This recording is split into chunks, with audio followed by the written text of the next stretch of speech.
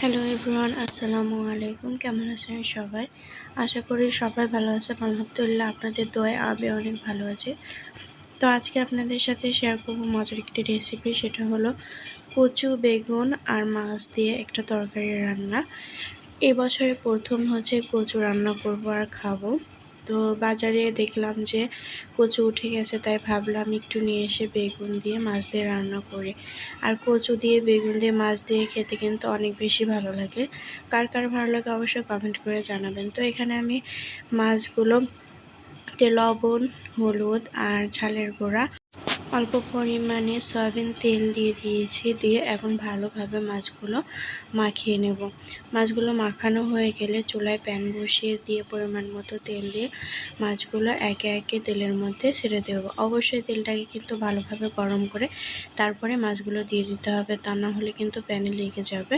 তো মাছের লাল লাল করে এপিট ওপিট সুন্দর করে ভেজে নেব। এই মাছগুলো কিন্তু খুব একটা ভাজা লাগে না, হালকা ভেজে নিলেই হয়ে যায়। তো এখানে আমি মাছগুলোকে হালকা ভেজে নিয়ে উঠিয়ে নিয়েছি।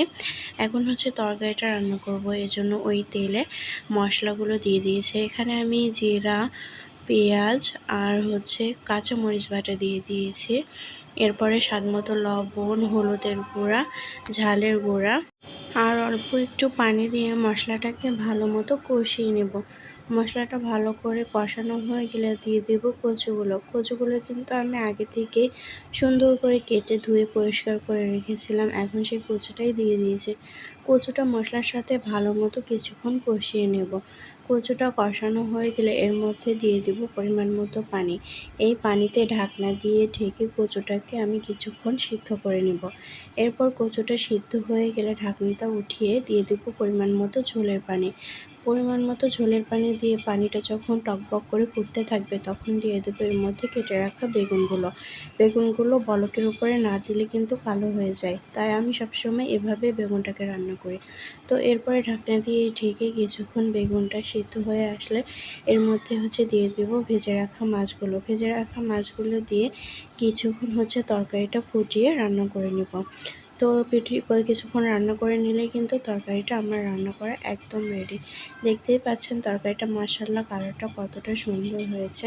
তরকারির কালারটা যেমন মাশাআল্লাহ সুন্দর হয়েছে, তরকারিটা খেতেও কিন্তু অনেক বেশি মজার হয়েছিল। তো এই সিজনে কচু, বেগুন আর এই মাছ দিয়ে এভাবে রান্না করে আপনারা বাসায় খেয়ে দেখবেন, আশা করি অনেক বেশি ভালো লাগবে। আর আজকে প্রথম এই বছরে রান্না করলাম, তো তাই একটু বেশি মজা লেগেছে। আল্লাহ হাফেজ।